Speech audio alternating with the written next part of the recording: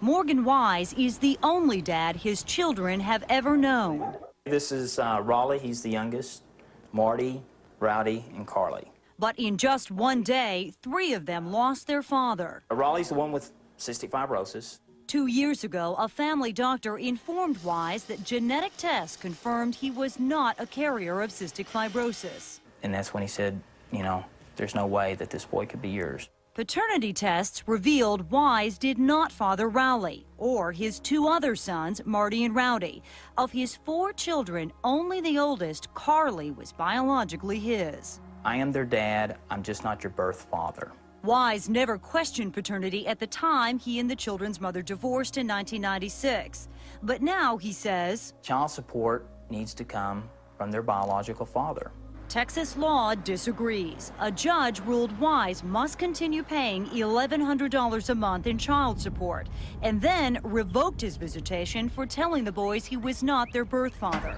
Phyllis Royal represents Wanda Fryer, the children's mother. These children know Morgan Wise's dad, and basically he's emotionally scarred these children. The emotional aspect, the psychological aspect has already been inflicted. So what's left? Money. That's it. She wants the money, he doesn't want to pay it. The courts have always assumed that a child born within a marriage was fathered by the husband. And if a man questioned paternity, he had to do so before a custody battle was settled. But DNA testing has become so easy and so popular that dozens of complicated cases like this one are now clogging the system. Paternity testing has spawned a whole new industry. In Baltimore, billboards for one lab have this famous forefather hawking the latest DNA technology. And last year, more than 250,000 men bought into it. The results, roughly 30% who took the test found out it wasn't them. For the sake of the child, family law experts believe the courts are unlikely to catch up with science. They're very reluctant to leave a child without support. Financial or emotional. So, who's the victim here? I want to say me first, because this was done to me because I was her husband and the children. Some might argue it's the other way around, but Morgan Wise and thousands lined up behind him appear willing to test that theory. Does DNA test behind baby mother's back finds out the kid isn't his. Open the book. I bought that 3 days ago. Oh my God. Yeah. Why the hell would you do that? I had to make sure. Now you're doing that. It's another test. I think although he's going through an incredible situation, it's an absolute godsend that we can all watch this situation because the impact of paternity fraud is real. At the end of the day, paternity tests should be made mandatory. And if you don't choose to protect yourself, then no one else will. Because this entire video was on some other issue. Issues concerning paternity are heavily slanted in the mother's favor and are yet more examples as to how men surely do not dominate in matters concerning the family despite popular opinion. To begin, a birth certificate can have any male name a female chooses to put down as the father. The single most important factor in establishing paternity is this specific act. An issue with this method is that it relies entirely on the honesty and sincerity of the mother. An unwed mother who becomes pregnant and discovers that more than one man could be the father has the option of listing either man as the father on the birth certificate. She has complete freedom over this decision, and she need not base it on biological considerations to determine who the father is. If a mother chooses a potential father who she thinks will be a better provider, he has the burden of proving that she is wrong. A man has a very limited amount of time to challenge a paternity claim. There is a wide variation in the amount of time allowed by state law to challenge paternity in court, from 6 months in some places to 2 years in others. However, most states presume that a child born to a married couple is the father of any children born during the marriage. It is common for courts to rule that submitting DNA samples from a married couple is inappropriate because it can disrupt the stability of the family structure. Social consensus holds that once a man forms a bond with a child, he believes to be his biological offspring. There is no good moral reason to seek a paternity test and prove the possibility of fraud, and thus the needs of the child in paternity cases greatly outweigh the rights of the father. According to a recent article by 2 scholars from the University of Birmingham in the UK, named Draper and Ives, the word father can have multiple meanings. In theory, a good example of a father, a causal and material factor, a moral father. As the man who has spent the most time with the kid, they say, the moral father should be prioritized above all others. Draper and Ives believe there should be no chance for a father to contest paternity once a moral father has assumed parental responsibilities. The article makes no mention of the mother's immorality in letting the man think he fathered a child that wasn't his.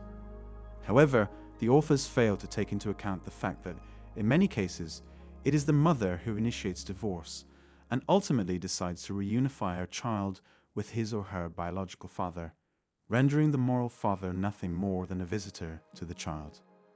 These hypothetical situations are indeed as complex as they sound. But one fact remains clear.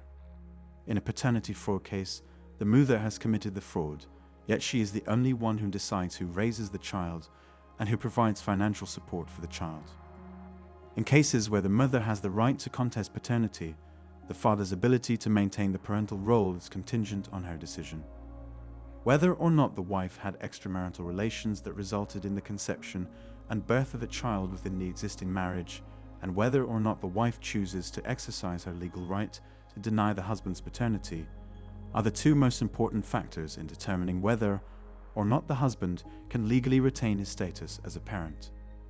That is to say, the mother has all the power and the presumed father none.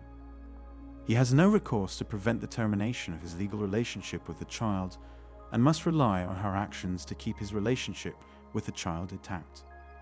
Because child support payments are made directly to the mother, she receives financial compensation for her behavior without incurring any legal repercussions. Willful fraud is notoriously difficult to prove in these circumstances, and the court typically rules in what it calls the best interest of the child. It is only the wife who can gain from challenging her husband's paternity claims. The presumption gives her the discretion to use the husband's relationship with any children conceived through adultery or falsely claimed to be his as bargaining leverage in the event of a divorce. By virtue of adultery or marriage fraud, wives can gain more legal protections than they would otherwise by virtue of bearing their husband's offspring. Since the breakdown of the marital relationship implies conflict and animosity between husband and wife, it is unreasonable to expect divorcing mothers to act in a selfless manner on behalf of the child. Therefore, it is reasonable to assume that wives will exploit their right to challenge the marital presumption in order to advance their own interests, such as securing sole custody, exacting revenge on their former partners, or pursuing financial support from the biological father. The main reason the courts allow a non-biological father to pay, according to some studies, is to keep the government from helping the mother financially. While DNA testing may show that the established father is not the biological father, the court will still hold him responsible for child support. Child support payments have been ordered in some cases, even when the biological father has never met the mother of the child. So while it is commonly believed that a patriarchal society still reigns supreme in the United States, one can begin to question the validity of that belief when one considers that men are less likely to initiate divorce, that they are only named primary residential parents to their children in 15% of cases, that they are aware of the stigma of the deadbeat dad, even though it is less likely that a mother would pay child support if ordered at all, and that they are more likely to be duped or unawkwardly uncom. All of these are standard operating procedures and court orders in the field of family law. We will discover that the criminal justice system is rife with bias and unfair treatment of men because of pervasive societal attitudes toward them. What can men do to fix this, even when society is against us?